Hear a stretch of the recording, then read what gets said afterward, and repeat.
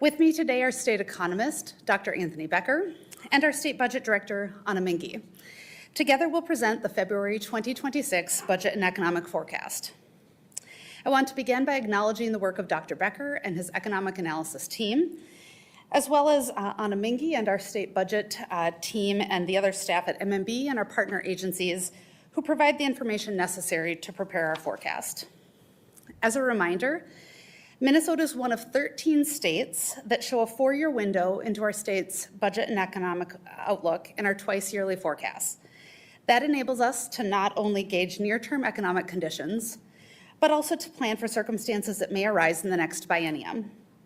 We analyze a large amount of data to prepare our forecasts, and the forecasts represent the best financial projections that we can provide based on the information available when we prepare them. In this forecast, we'll continue to refine our projections for fiscal years 26 and 27, which will provide essential information that policymakers can use in any supplemental budget considerations. We also update our projections for the planning years FY28 and 29. After our presentation, we'll be happy to take your questions. There is good news in this forecast, but significant risks do remain. Minnesota is in a strong financial position. We now project to end fiscal years 26-27 with a surplus of $3.7 billion, which is $1.3 billion more than forecast in November. Left unspent, that surplus will carry forward into fiscal years 28 and 29. Those funds carrying forward are key to ending the planning years with a positive balance. As a result, we're currently forecasting a $377 million positive balance in FY 28 and 29. The increased projected balance in both biennia is due to a slightly improved national economic outlook, which drives an increase in forecast revenues, particularly in individual income tax and corporate franchise taxes. When it comes to individual income taxes, we're seeing a shift from typical drivers of revenue increases, like wage and salary, to more volatile sources. Higher wages and more people in the workforce traditionally drive increases in revenue to individual income taxes. And wages do, in fact, continue to rise. However, employment growth is weak, both nationally and in Minnesota, and demographics and changing immigration policies are shrinking the pool of available workers. Instead, what we're seeing now is capital gains and interest earnings, which are sensitive to even small changes in the national economic outlook, propel much of the increase in the individual income tax revenues. As Minnesota becomes more reliant on these revenue sources, we're also seeing and should expect increased volatility. As we've discussed in previous forecasts, we also have seen unprecedented growth in our corporate tax revenues. And while this is generally good news, it's worth noting this has long been our most volatile revenue source. Dr. Becker will discuss this in more detail, but the lack of access to relevant federal data due to the federal government shutdown does have potential implications for our revenue forecast, particularly when it comes to our most volatile revenue sources. In Minnesota, we're also experiencing unprecedented threats to federal funding that we rely on. Any loss of federal funding is problematic, but particularly for entitlements, which would result in significantly increased costs to the state to provide legally required services without benefit of federal aid. The potential implications for the Minnesota budget should not be underestimated. And the structural imbalance, or the amount that spending exceeds revenues, continues to be an issue both in this biennium and the next, and that's even after the improvements to the revenue forecast.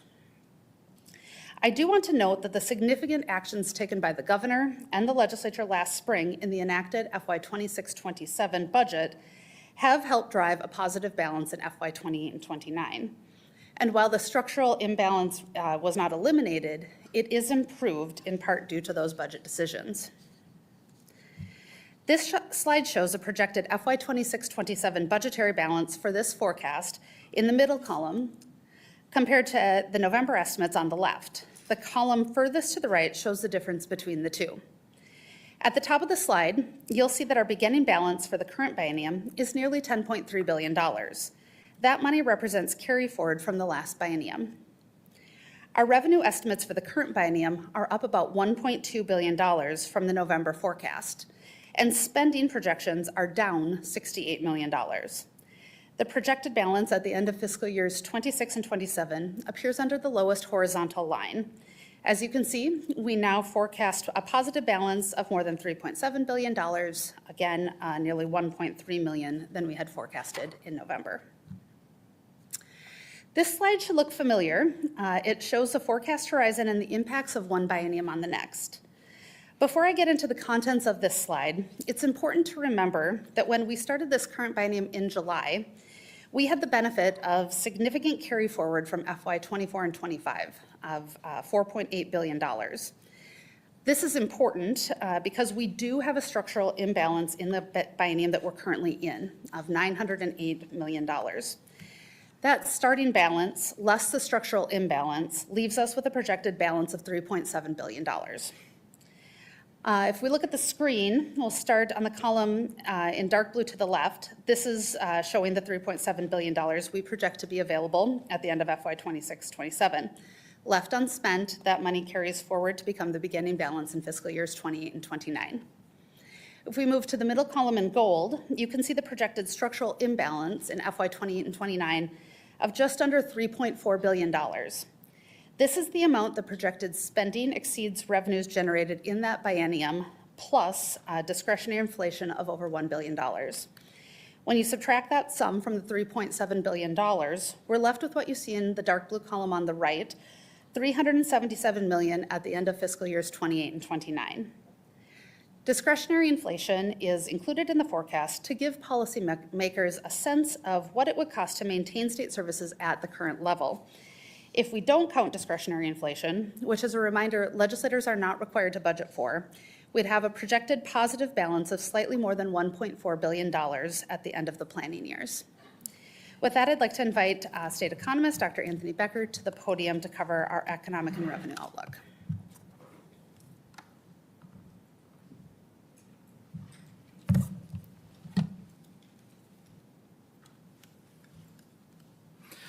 Thank you, Commissioner Campbell. I'm Anthony Becker, Minnesota State Economist.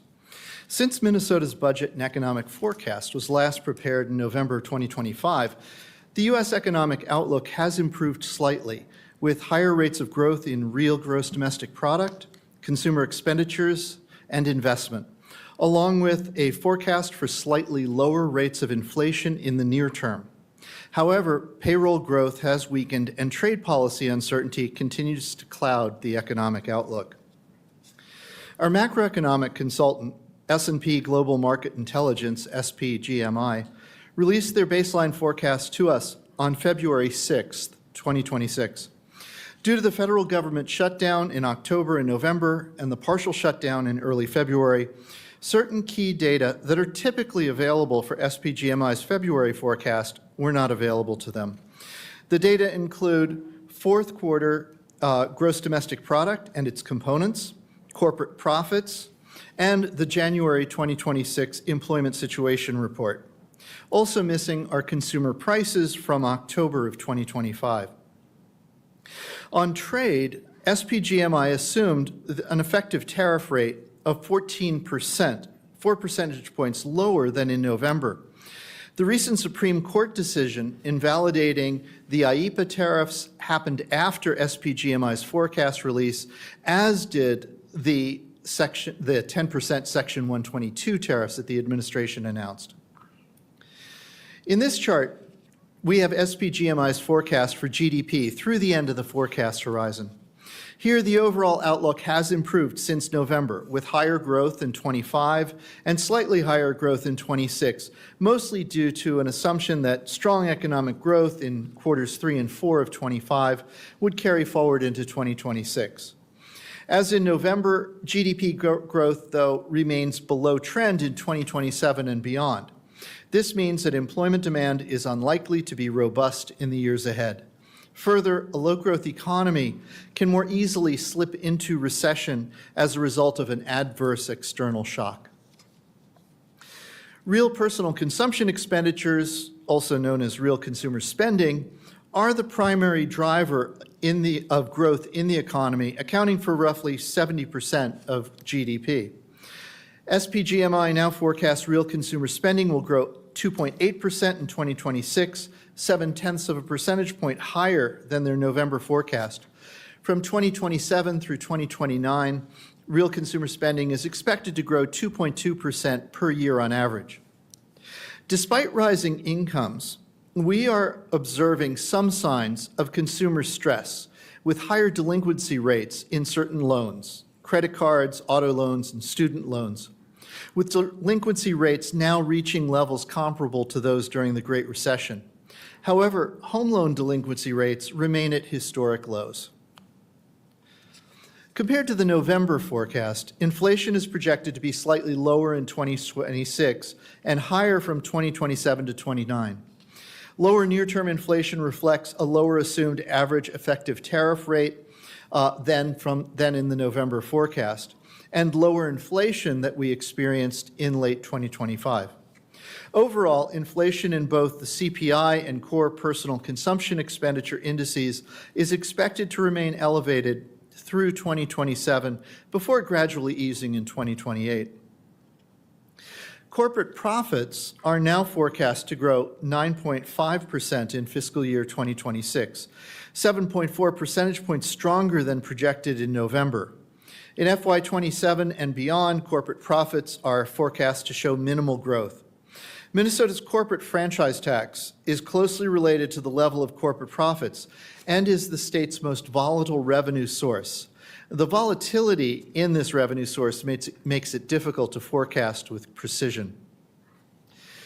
Minnesota's unemployment rate has continued to increase over the past year, both absolutely and relative to the national rate.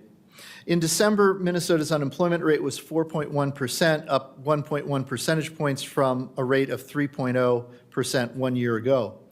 Although the unemployment rate has risen, Minnesota's rate remains below the national rate, and the state's job market remains favorable to job seekers, with more vacancies than unemployed workers. While this forecast does not include a recession, we are following labor market conditions closely, as some labor market indicators send early signals of economic contractions and expansions. Traditionally, a significant driver of our individual income tax forecast is the forecast for total wage and salary disbursements, and it is little changed since the November forecast. In this forecast, though, wage income is not what is driving the change in the individual income tax forecast. Rather, the increase is driven by increases in non-wage income, principally in capital gains distributions.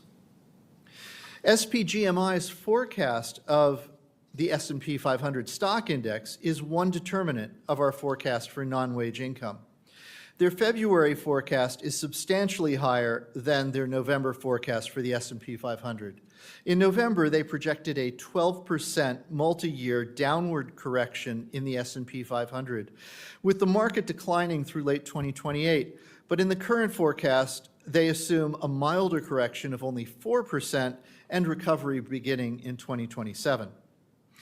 Equity markets present both upside and downside risks to the forecast.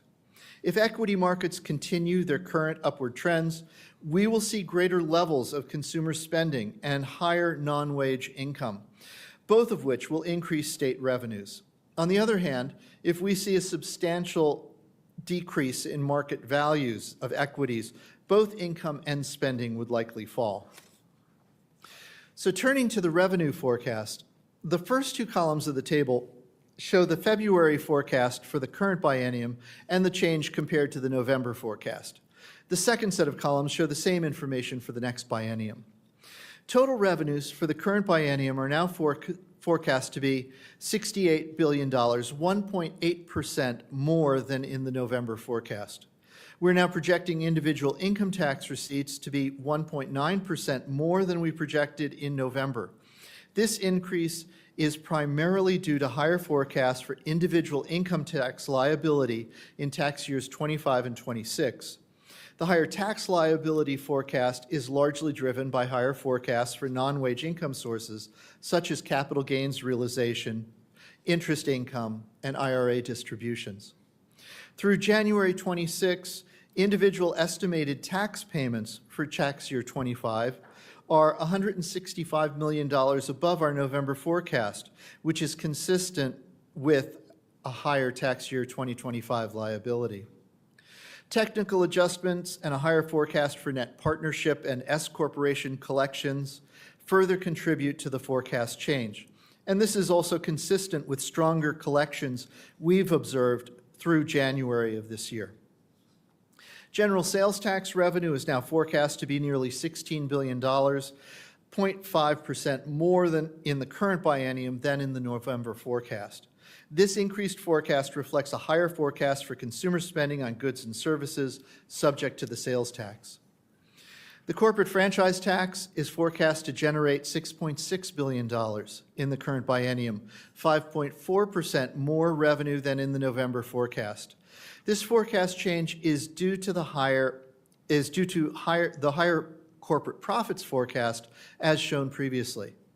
Other revenues are now forecast to generate almost $10 billion, 1.2% more than in November, due primarily to an increased forecast for investment income, the return the state earns on its cash balances, including the budget reserve. As I noted previously, higher forecasts for non-wage income sources are primary drivers of the higher individual income tax forecast. The non-wage share of gross income reported by Minnesota taxpayers has been increasing over time, and we expect this trend to continue. Non-wage income, such as capital gains and interest income, are more variable from year to year than wage and salary income. With a rising proportion of personal income tax coming from more volatile sources, the overall volatility of income tax collections has increased. Further, over time, the proportion of general fund revenues coming from more volatile corporate tax, franchise tax, has also risen. This adds volatility to the state's revenue collections in total. To turn to forecast risks. First among the risks to this forecast are the policy uncertainties at the federal level, especially regarding trade, tariffs, and immigration. Trade uncertainty may induce businesses and consumers to take on less debt, suppressing both private investment and some forms of consumer spending. Tariffs are mostly passed through to domestic buyers and so also contribute to higher prices and higher input costs for businesses. The administration's immigration policies also produce forecast risk through the potential to create labor shortages in business sectors dependent on immigration for new workers. The recent federal shutdown disrupted the usual collection and dissemination of federal statistical data. The missing data due to the shutdown clouds our picture of economic growth, corporate profits, inflation, and labor market conditions, adding uncertainty to our revenue forecast. It also makes it more difficult to assess the reasonableness of SPGMI's forecasts of inflation and exchange rates. Equity markets present both upside and downside risks, as I've already mentioned. The assumed path of monetary policy depends on both inflation and labor market conditions. Because of the trade uncertainty and weak national employment growth, there's limited clarity about monetary policy through the forecast horizon. The adoption of artificial intelligence provides both upside and downside risks. The upside or positive risk is that through more capital investment, we'll see increased labor productivity, higher wages, and possibly higher employment. The downside risks include the possibility of job losses from AI adoption and the risk that there is an AI investment bubble which may burst. Finally, there are 17 months remaining until the end of the current biennium, and it's difficult to forecast macroeconomic conditions with great precision a year and a half ahead. That ends my portion of the presentation, so I will now turn things over to our State Budget Director, Anna Mingi.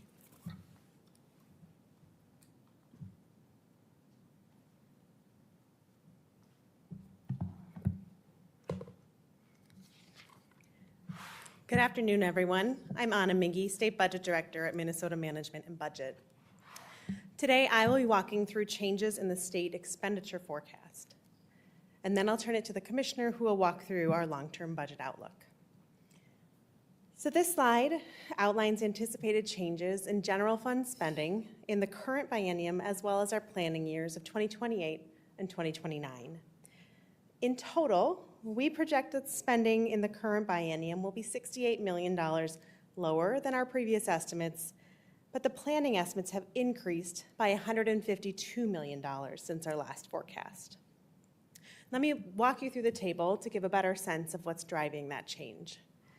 The first line, E12 education, spending is above prior estimates by $111 million this biennium and $257 million in the next.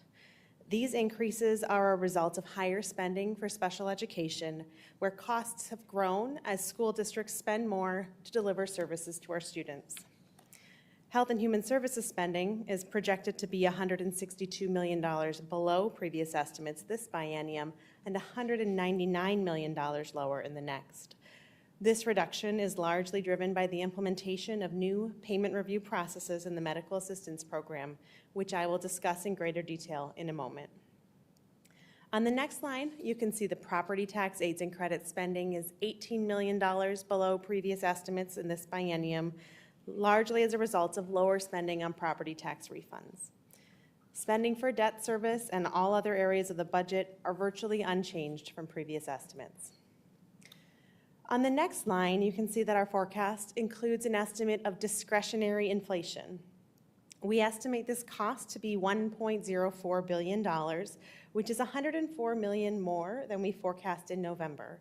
This change is due to a slightly higher forecast for the Consumer Price Index, which can have a large budgetary impact because it's applied on such a large base of spending. As a reminder, this number is not meant to be a specific accounting every single inflationary pressure in the budget. Rather, it is a guide for policymakers about the cost of maintaining current services as prices grow.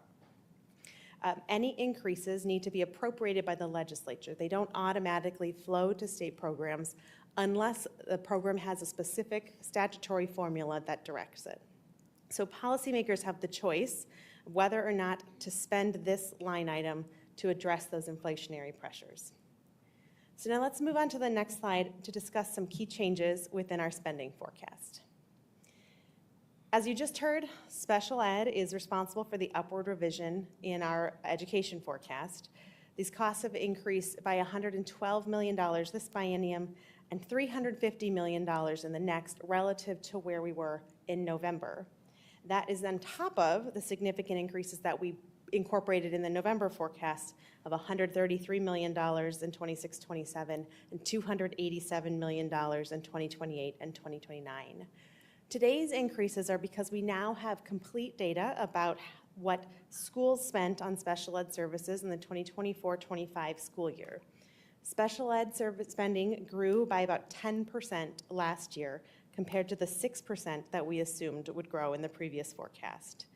The annual rate of growth for school special ed spending has grown significant in recent years, driving revisions in the state forecast. So the chart on this slide shows actual and forecast state general fund special ed spending from 2020 through 2029. During this time period, we project that special ed spending is projected to grow from $1.6 billion in 2020 to $3.6 billion in 2029. When you look at that on an annual growth perspective, from 2020 through 2023, state general fund spending on special ed grew about 5% on average annually, but from 25 through 29, that rate grows to about 9.5% a year. Some of the changes can be attributed to legislative changes that affect special ed, but overall growth in local education agency spending continues to rise forecast over forecast. And that's really evident on this slide when you look at the previous forecast that we have marked in those dotted and dashed lines. You can see from the end of the 2023 legislative session is the bottom line, then the end of the 2025 legislative session, and finally November 2025 session. So in each of these cases, we've revised our forecast upward to account for higher actual spending sort of at the local level. Now let's move on and talk about a driver of the change in the human services forecast. So this forecast is the first to incorporate the experience that we have with the new prepayment review process for certain medical assistance benefits. In late October 2025, the Minnesota Department of Human Services announced a new process to suspend and review claims for 14 high-risk Medicaid benefits. This was intended to give the agency additional time to identify suspicious patterns and anomalies. DHS contracted with a third party for this review and has established an ongoing prepayment review process for these services. This process has impacted the forecast in 3 ways, which are sort of depicted in the chart on the screen. So what the chart shows is the forecast savings attributable to the prepayment review process. The most immediate impact, in the dark blue on the slide, is the delay in the payment of fee-for-service claims of 2 weeks. This additional review takes time, and as a result, the claims are paid just 1 billing cycle later than they would have otherwise. And because everything is pushed out by 2 weeks, there is just a one-time savings reflected in the forecast. But the most significant impact of the prepayment review process comes from the fact that we are receiving fewer bills from providers. Some have referred to this as cost avoidance. Through an analysis of claims from both before and during the implementation of prepayment review, DHS estimates about 4% lower spending in these 14 services as a result of providers simply billing less. This cost avoidance is expected to decrease state spending by $75 million this biennium and $99 million in the next. This estimate is based on actual experience in the most recent quarter, and it's not an explicit measure of fraud.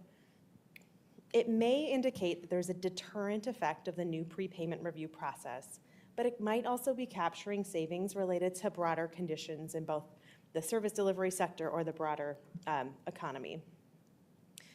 The third forecast impact of the prepayment review process is the denial of claims that would have been otherwise paid if not for the review.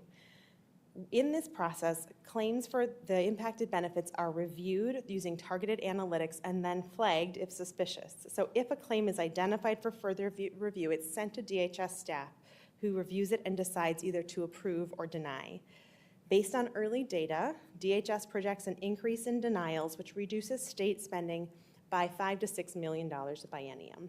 So in total, the incorporation of this experience lowers the spending forecast by $133 million this biennium and $105 million in the next. So now let's move on and talk about something that is not in the forecast. So as we've discussed in previous forecasts, federal funds are a very important piece of the state budget. Federal funds make up about 1 in every $3 spent by state agencies. What MMB pays particular attention to, though, are federal funds that support state-level entitlements, programs where the state has an obligation under our laws to provide service to individuals regardless of federal funding levels. We estimate these dollars make up about 2/3 of the funds we receive from the federal government. In these cases, losses of federal funds create a direct budgetary impact to the state. Federal funding for entitlement programs has been more volatile in recent months as a result of both federal law changes and administrative action, and there are several risks that are not reflected in today's forecast.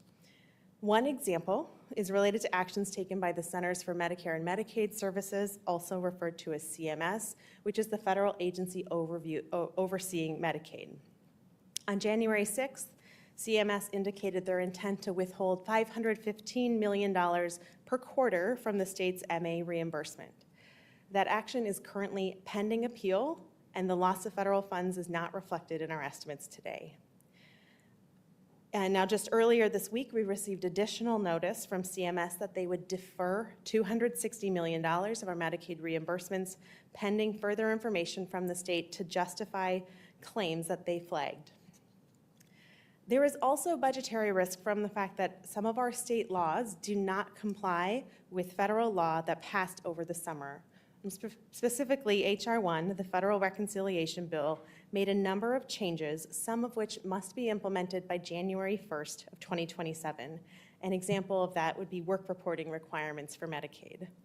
If state law is not amended to comply with this change, we stand to lose significant federal funds supporting this program. Unfortunately, we don't have the guidance today to quantify the magnitude of this risk, but we understand that it could be significant and could change our budget outlook. There have also been recent attempts by the federal government to freeze funds supporting child care benefits and MFIP. And although none of these impacts are currently reflected, if they occur, it could dramatically alter our current budget outlook. With that, I'll turn it back to Commissioner Campbell.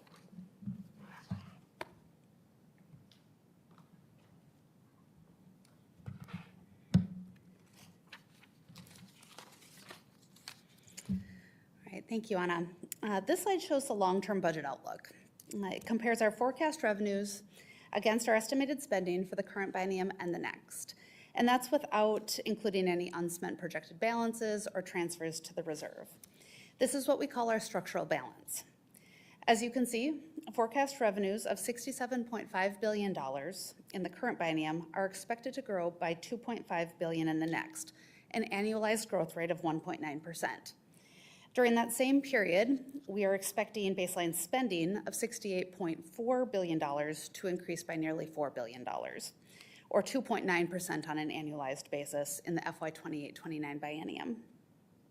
If you include appropriation carry forward and discretionary inflation, total spending is projected to exceed $70.2 billion in this biennium, growing by $3.1 billion to a total of $73.4 billion in the planning years, an annualized growth rate of 2.2%.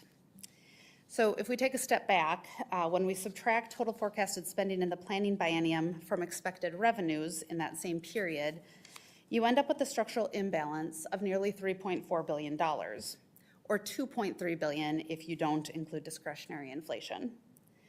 Despite tremendous progress in the last legislative session, more work is needed to address the ongoing structural imbalance to align revenues and spending. You can see on this slide how our budget reserves have grown over the years, thanks to our nation-leading reserve policy. With the addition of $244 million last November, our total cash flow and budget reserve remains at a record high of $3.8 billion. Those reserve dollars not only protect us against an unexpected loss of revenues in the current biennium, they also help us maintain our AAA bond ratings and our reputation as a financially well-managed state. As I close, I want to reinforce that the state of Minnesota is on strong financial footing. We have a very healthy projected balance in FY 26-27 of nearly $3.7 billion on the bottom line.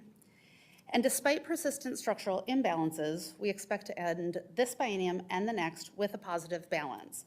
And that's a big improvement from November, particularly in FY 28 and 29. Additionally, we have our nation-leading automatic allocation to our reserve, which means that we have the funds to address an unexpected revenue shortfall. And just a note here that in light of Minnesota's increased dependence on more volatile revenue sources, there may be adjustments needed to the budget reserve target level to better capture those heightened risks in the future. We also have our AAA bond rating that demonstrates rating agencies' continued confidence in Minnesota's responsible financial management and our history of taking actions to keep the state on sound financial footing. And we also have time to address the structural changes needed to bring spending and revenue in line in order to avoid a future fiscal crisis. Still, it will be important for policymakers to keep a few things in mind as they make decisions this legislative session. First, the volatility of the revenue that's driving the forecast improvement. In particular, in light of the relevant macroeconomic data that did not arrive in time to be included in this forecast. Even the most recently released GDP and corporate profits data could have meaningful impacts on available revenues. As we've mentioned, continued federal funding uncertainty could have impacts on our general fund bottom line. And as we know, any new spending this biennium will impact the projected positive balance of $377 million in FY 28 and 29.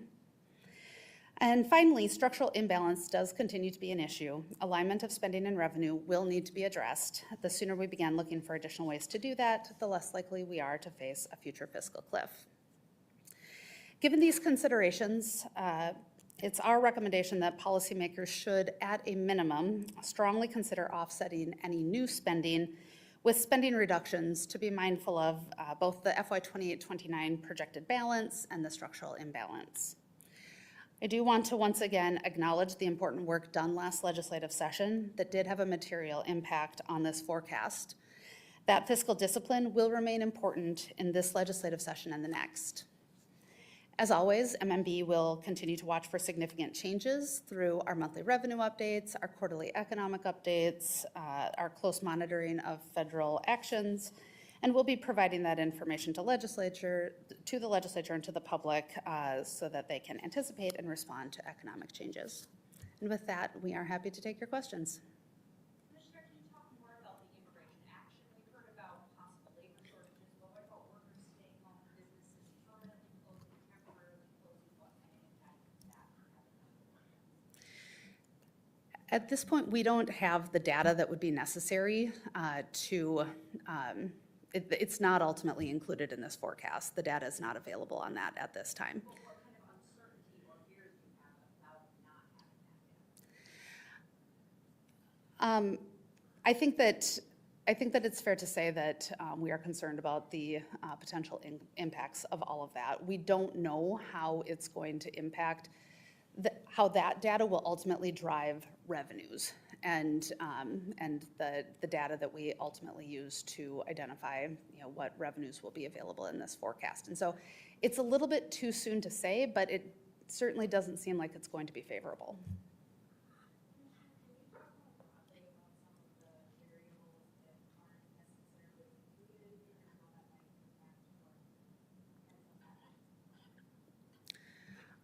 In terms of the federal funding and yeah. Well, take for example the $260 million that the federal government highlighted just 2 days ago. If that came to pass, that money would need to come off of the bottom line, and it would reduce the available balance in FY '28 and '29 by 2/3. And so that's just one example of the variables that we can't include in this forecast at this time, and the real impact that it could have on the forecast. And the reality is that it wouldn't take much to have $377 million in a positive balance end up being a negative number in the next few months. Why doesn't MFB include these variables in the forecast? We were talking about almost $3 billion a year potentially child care money. Why does this forecast not even put that in the pessimistic? So what we put in the forecast is based on current law. These things have not yet come to pass. When they do, we include them. Because they've not come to pass, we identify them as risks and talk about them in that way. What do you make of the, I don't know if this is record, what do you make of the sense of consumer stress that home loan delinquency rates are remaining low, but you're starting to see it in credit cards? Is that gonna spill over into the home loans, or how can we try to from that? So, yes, we have seen rising delinquency rates in credit cards, in auto loans, and in student loans. Student loans, pretty easy to explain. A lot of COVID-era relief measures have terminated. And the delinquency rates have risen essentially to where they were pre-pandemic. And then also, they had been fairly steady at a high level out of the Great Recession.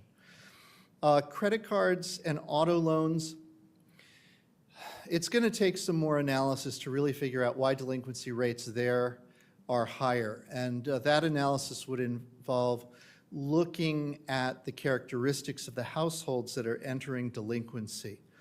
But it is likely because of this term that's been popular lately, the K-shaped economy, where people at the top end of the income distribution are doing well and people in the middle and lower half of the income distribution are not doing so well.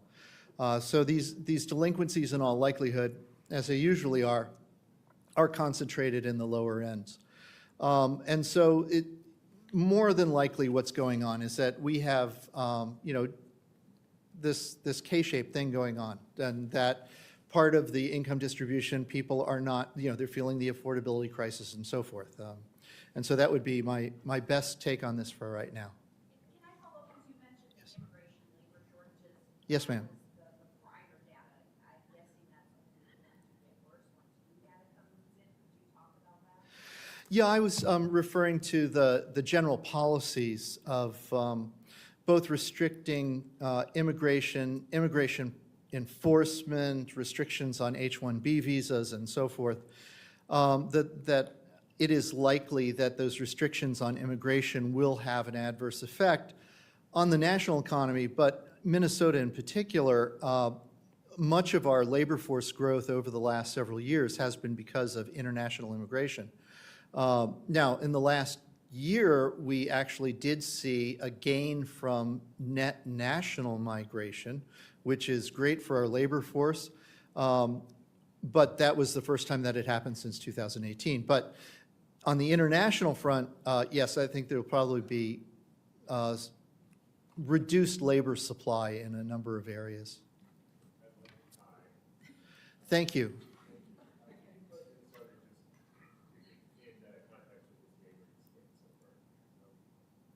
I would say that fiscally, we are in very good shape. We have the AAA bond rating.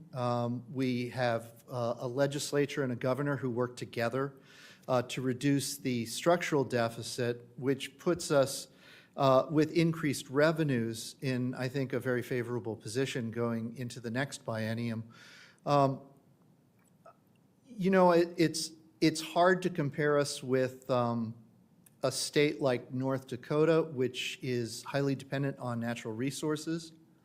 But I would say that Minnesota's economy tends to be more resilient because it is more balanced and more reflective of the national economy, that we're not fully dependent on, let's say, agriculture like Iowa is more highly dependent on agriculture, not fully dependent, but North Dakota is highly dependent on extractive industries and so forth. So I think we're able to weather storms better, and that we also are poised for growth sooner. So.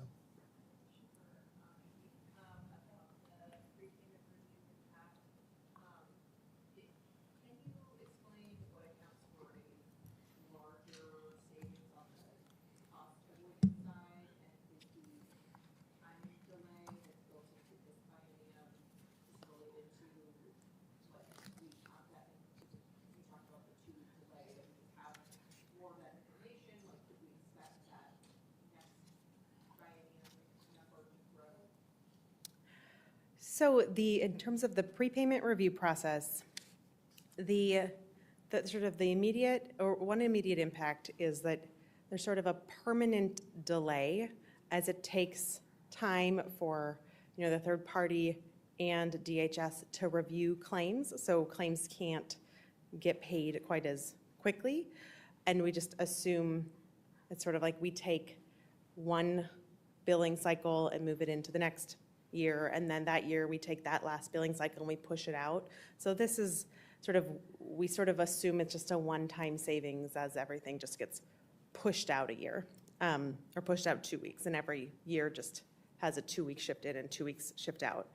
So the question about the cost avoidance, through an analysis of claims for the 14 services before and during the implementation of the prepayment review process, it appears that we are receiving about 4% fewer bills, or less in billing dollars, than we did prepayment review process. And that's just assumed to be sort of continuous through the forecast horizon. That is, we can't speak exactly to why that's happening, just what we're seeing in the data. It might be driven by a deterrent effect, knowing that this review is happening, but also there are other things going on in the world at any given point in time. What do you make of that spike in special ed? So we've been talking about special ed a lot, probably every forecast. We have seen what is happening is that districts, charters, co-ops, so local education partners, based on the cost that they experience, that then drives what the state, largely we reimburse them for the majority of their costs. And so in 24-25, back in the November forecast, we had partial data that suggested costs were growing about 6%. And then when we got the rest of districts reporting, it turned out that costs actually grew 10%. There are a few things that are contributing to that change. So most of it is that most special ed spending is on payroll and fringe costs for personnel, and that is like growing over time. I think that the cost of labor is growing, and sometimes there's a lagged effect from some of the inflation that we've experienced in recent years. There's also a major driver is special ed transportation costs, which is something that we talked about last year a fair amount as well. And then there's another program called ADSIS, which stands for the Alternative Delivery of Specialized Instruction Services, which is also mostly staffing costs. It's designed to provide interventions to assist students to avoid them needing more intensive services. And applications for that program is up significantly as well.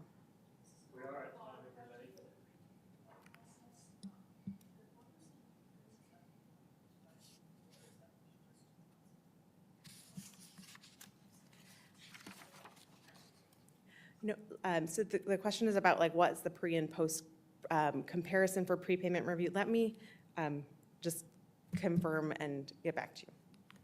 Thank you, everybody here. The report says that the forecast does not include any impact of CMS's communicated intent to withhold $515 million per quarter in federal matching funds in response to concerns over fraud. Depending on how the state's appeal goes, what could the forecast impact be there? So I think in general, if we lose, we don't know when the withholding would start. We don't know how many quarters would be withheld. So it's hard to say for certain, but a loss of $515 million in federal funding would mean an increase in state spending of $515 million.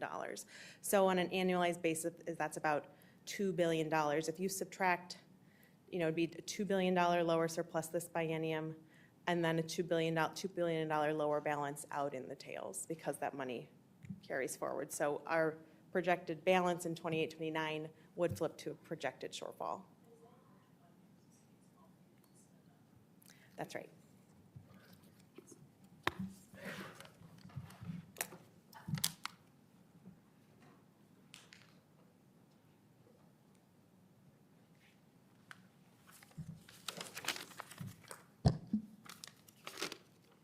Well, good afternoon, and the picture fits. It does feel like spring. First of all, a thank you to Commissioner Campbell and all the staff over at MMB for the continued work, to Budget Director Mingy and your team, and to Dr. Becker. Thank you for taking on this work and providing us good data. Look, it's good news day. Minnesota's economy continues to be one of the most resilient and diverse in the country. We've had disciplined budgeting help protect Minnesotans from a lot. Over the last 7 years, I guess, between global pandemics, global economic turndowns, tariffs, Operation Metro Surge, and the Trump administration's continued retribution against Minnesota, we've weathered those things. Our goal is to keep Minnesota on solid financial footing, ready to handle whatever comes. We've worked to do the things that were necessary, and it's not easy. And I said I'm going to be putting out a very, I think, measured supplemental budget in the next month. But I will continue to say this. We have made the pledge that we wanted to make Minnesota the best place in the country for a family to live. We wanted to make it a place where people are able to achieve their dreams. We don't have a budget year this year, but we have important work to do. Yesterday, we rolled out again, as we have for several years now, a more comprehensive package around our continued fight, which we're seeing great returns in, of protecting these incredible programs that we're getting incredible results from. Tuesday, we introduced a proposal to keep Minnesotans safe with a gun violence prevention package. We'll do more of that, but my budget will come out next month. But what I'd like to say is, budgets are not just fiscal documents, they're moral documents. They reflect what you care about. And we made a case to make this the best state in the nation. And in the 2023 session, we had policies like child tax credit. We made major investments in education, paid family and medical leave program that's now entering its 3rd month, and public safety infrastructure, as well as incentives to business growth. Those things, for the first time in almost a decade, we've seen immigration, and Minnesota is one of the few states in the upper Midwest that saw a population increase from immigration, not including outside immigration, that is inside the country. And then I'll go ahead and say what I've been saying all along since last June. Some of the finest work, legislative work and policy work and budget work that I've been associated with was what we were able to accomplish in the last legislative session. That was a split, a dead-on split legislature, Democrats, Republicans working together to make sure that we were continuing to provide what was necessary to make Minnesota an incredibly generous and caring state, but at the same time do so in a fiscally responsible manner, not just in our immediate responsibility, but doing the work that very few states do, over the horizon, including inflation. And I have to think that in a different political world 30, 40 years ago, we would all be standing up here together. A huge thank you to the legislative leaders, Democrats and Republicans, who did that hard work last year. And we're in this position we're in right now because that was done. Now, there is more to be done. We know that we started to rebalance some of the things we needed to rebalance, but some of you have already pointed out, and we have noted this. Very important programs, things that are our responsibility to take care of, like special education. We still have to figure out how to make sure that those costs are contained in a way that we're delivering the services, but yet they're not outstripping what the budget can take. And again, weathering things that come in an economy, whether it's a storm damage, whether it was a global pandemic. I think the thing that, for me, that is very frustrating is when there's things that were totally avoidable that are hurting our economy, like tariffs, and of course, like Metro Surge, and then this totally unconstitutional and a violation of states' rights for absolutely no reason, this threat to withhold money. And, you know, just when you've got the director of CMS telling you, well, the state can just use their rainy day funds, well, you're wrong. If you're going to say those things, you're going to be the budget. At least understand how the states work. Not only is it horrific to try and say that because it's our money, it's horrific because a generalization that there's fraud in that program when their own data shows that the error rate in Minnesota is 2.1%. The national average is over 6%. We're actually one of the more secure states. We've had people steal from us. We put them in jail. We continue to tighten those up. But this budget forecast and the work that we've done, whether it's being AAA bond rating or being able to show continued surpluses while at the same time giving tax cuts to the middle class, this is smart policy. And I go back to this again. This policy, if left in place as we're doing it, we're going to see numbers reducing childhood poverty rates. Again, we're going to see an influx of people moving here. We're going to see an increase, which we've seen, of job creation and job survivability, all at the same time people experience in their own life really important programs like paid family and medical leave, access to college education, free school meals, all of the things that we care about. So really grateful for all the work. I hope it sets the tone. Because I don't think there's a lot of states were able to do what we were able to do collectively, bipartisanly, last legislative session. If we carry that same spirit over, while not as extensive in a budget year, we can get some good things done. So with that, I'd take some questions. Yeah. Well, I think it'll be measured. The question was, with a lot of new spending. I think we have to be very careful. That's where I was last year. And I think many of you know the actual budget I put out actually called for more cuts than we ended up agreeing to, but that's part of this process. I'm going to, just like this team has, and I think it's wise, there's a lot of unknown variables here. I just have to be candid with you. I don't necessarily see this administration stopping this attack on Minnesota that they've done. I do see the court siding with us and us winning. But those uncertainties can be enough. So I'm going to call for this. We've got work to do. As I said, we've got important policy things. I am going to make my pitch that I think collectively, all of us together, a top priority is to get the bonding bill done, make sure we're able to do that. That's always very bipartisan. It has to be. So I think that's going to be our priority. But I think you will see limited expenditures. I'll get that out next month. And I will credit again bipartisanly. Republican House leadership with Paul Torkelson was, I think, pushing very hard for upgrades to our legacy systems that are now proving to be one of the big sticking points, both in accuracy of delivering of services and, quite honestly, of slowing down the work that needs to be done in the counties. And I'm going to make the case, I don't think we'll probably get that thing all tackled this year, but I think set us on a path. That was some good leadership. It was bipartisan. Zach Stevenson and Paul Torkelson worked really hard on that. I think that's something I hope we see again. Governor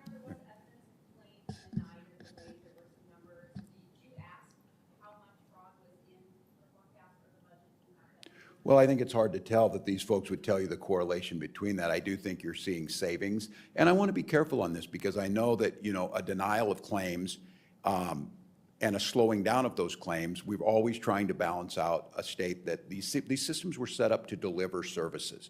They weren't set up to deny services. And we've talked about this a lot of making sure we're in balance between the two. I think it's clear from the fraud that did happen that we needed to do more. And I think what you're seeing is hopefully striking that proper balance. Because I am deeply concerned too that, you know, there are those that their answer to stopping fraud is to cut the program. Well, the reason we have such a great state and we're having people move in and we're seeing surpluses is because we have these programs. But I think it's too early to tell, but I do think getting that data and staying on it, I know Anna talked a little bit about it. We think there's evidence to show that it's happening. And you mentioned people move in, are you concerned about labor shortages that was mentioned? Yes. Well, I think Dr. Becker has talked about that, and I think all of us is. And the immigration piece is one we have to solve. And again, the overly simplistic and quite honestly disingenuous argument that, you know, if you don't want to see this massive, ridiculous, aggressive, unconstitutional attack we saw, well, you just don't care if there's bad people on the streets. No, I want you to go after the bad people. I want you to go after the people who shouldn't be here and are the worst of the worst. But what I want you to do is what should have been done, you know, 2 decades ago. We need comprehensive immigration reform across America because we have a shrinking population and we're going to need that growth. So.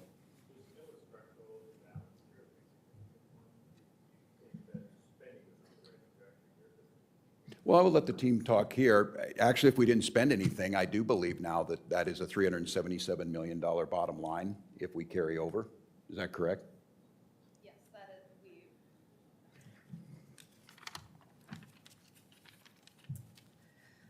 is, we have a positive balance on the bottom line projected at this point in 28 and 29. We do have the structural imbalance that needs to be addressed at some point. So what I would say is that I think we moved massively, and this number changed dramatically, and it economics, so it's pointing to everything, but we knew this was coming. We knew we were out of balance. We knew we could still deliver services to the highest level of any state in the country and still show savings. We made a good move on that. I am convinced if we stay on this track, if we give our counties or figure out a better way that we're delivering these services, if we give a modernized, get away from that old legacy system of how we do these benefits and put in the things in the program that we're putting forward on prepayment verification and all of that, I think what you're going to see is you saw spending going down. I think you can continue to do that and still get the level of services. But I would caution again, we tackled a big chunk of that. We did not tackle it all, which was good because we started early enough. I think we take another bite out of it this time. And when in 2027, when the budget year comes up, I think we're much, much better prepared to handle it. Yeah. And there's been some discussion, I mean, it seems like Republicans and Democrats both think that should be a priority, but that it would be a costly. Yeah, it will be. to do. So are you concerned about the cost of that if you do still have this imbalance? Yeah. Yes, the question is really good. It's about the IT infrastructure, especially for social services delivery. I went down to Dakota County with county commissioners down there and they put me through said, here's an application, you do it, Governor, how to put it through. It's as antiquated as you can possibly imagine, and it's prone with the ability to make errors. Our people and the county people do an incredible job with it. But these legacy systems, this thing dates back. Nobody wants to do this. It's incredibly expensive, it's incredibly hard, and we've just kept patching that thing down the line. It's going to have to be fixed. So I'm willing to work with the legislature. I think we need to take a bite out of it. What I think we need is a multi-year plan on budgeting to tackle that, working hard. And then I think we're learning a lot, reorganizing. We made progress. I think some of us forgot about this. This is not new that DHS was too big, too unwieldy. So we broke it apart to try and get a better view into that.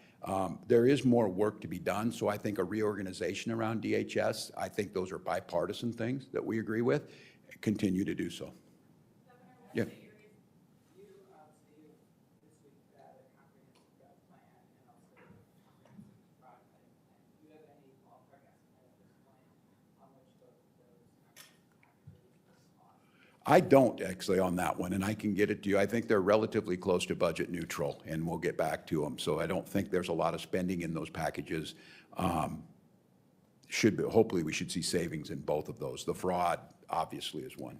Governor, one of the areas that was significant spending growth in the forecast is special education. Yeah. Is there anything that you would bring in that spending or anything that you'll be announcing?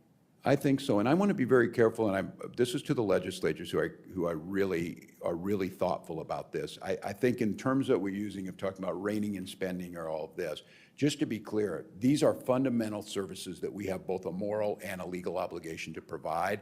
And when we're talking about curbing the cost, we're talking about being more efficient, we're talking about better ways of doing it without saying this group of folks is a burden on our budget and we need to cut them down. That's the wrong way to approach it. I do think there are things that we could do there. I don't think, and I said it last year, I don't think we're getting all of the efficiencies. And we talked about this. I would just want to say, just for an example of helping counties out, and this is kind of, I wouldn't call it unintended consequences, but it's like squeezing the balloon and it comes out somewhere else. We reduced the cross subsidies of making sure we were getting money to them, getting to the city, to each of the school districts.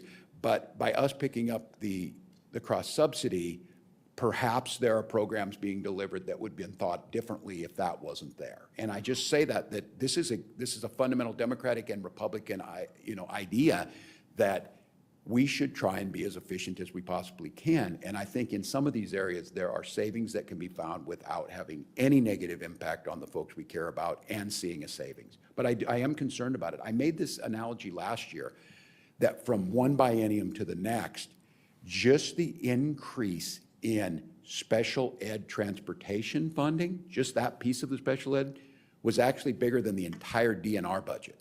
So people say, you need to cut government to save that. We could cut all of the DNR, every single thing they do, every person over there, every job, every state park, everything. And in 2 years, the savings we would have saw would have been eaten up by the transportation cost in special ed. We're going to have to figure that out. Yes. Governor, this week we're receiving lots of federal dollars be paused. What ways are you going forward or coming up with your recommendation for the legislature? What message do they have to deciding how to spend that money? Is there a big concern? Yeah, be fiscally conservative. Focus on the things that make a difference. Focus on the things that are growing our economy, that are creating the surplus, that are improving people's lives. But be very thoughtful. Look, this is I'll be generous. This is an unpredictable federal government. What I really need is, and I don't know if I heard it yesterday, it shouldn't be that difficult for every legislator to say, this is the wrong way to approach this. You don't just throw this out there. You don't have the director of CMS said the state can pick it up, which is not true. It doesn't work, not to mention we're a donor state. And I need Republican legislators to ask the federal government to not do these type of things. And I expect those same Republican legislators here to ask us to find savings, and I want to work with them on that. But I think my guidance would be, and it's the way we're going to approach it from our office, this is good news. Minnesota's policies are working. They're making a difference, but it's not as solid as it can be. And I think over the horizon, because it's my goal, I'm going to leave the state in good shape. I'm going to leave the state, again, with historic budget reserves, with budget surpluses, and programs that are functioning like paid family medical leave the way they should, that are actually growth to the economy. So I think we need to be cautious. The legislature is an independent branch. They will come up with the things that they want to get done. But I have to tell you, it was spectacular work last year to be able to get there. Very hard. People took votes they didn't want to.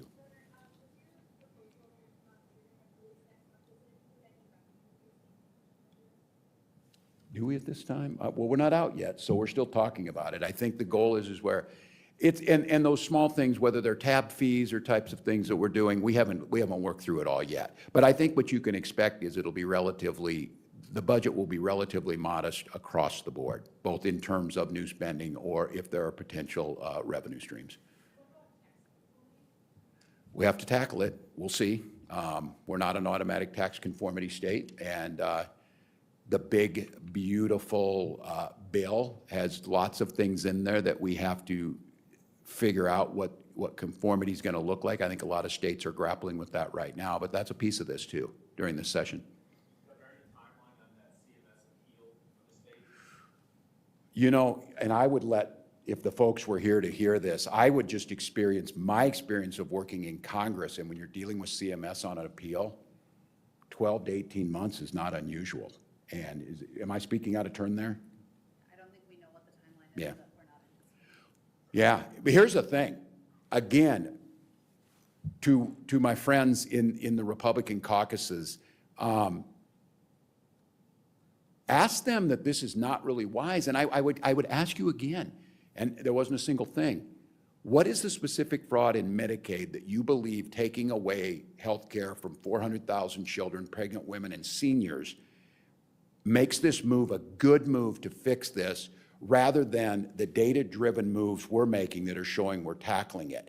And there are other ways to deal with this. I come to the conclusion that they just don't like Medicaid, they being the federal government. And if you're going to be complicit on this and not speak up, this is a really important part. These are our dollars. They gave you a generalization of a fraud. They throw out numbers that now I see have been roundly discredited.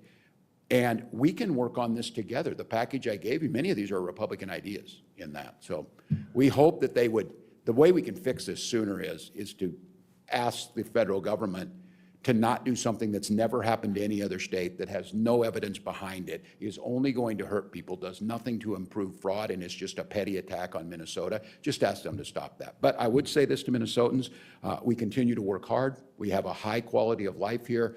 We're making sure that your work pays off for you. And I think the important thing is, I think it got lost last year in the tragedies of Melissa and Mark's murder. It got lost in the Annunciation shooting. It got lost in a lot of things that happened. That legislative session last year is a model on how things should be done. It's a model on how to be fiscally responsible and take care of the things we should do. And it's a model on how an absolutely evenly divided legislature put the needs of Minnesota first and let the politics take a back seat. And I would encourage, if we keep that same attitude, if we come with those great ideas coming from both sides, if we see the leadership that was exhibited last year collectively, we can get this. So thank you all, looking forward to it.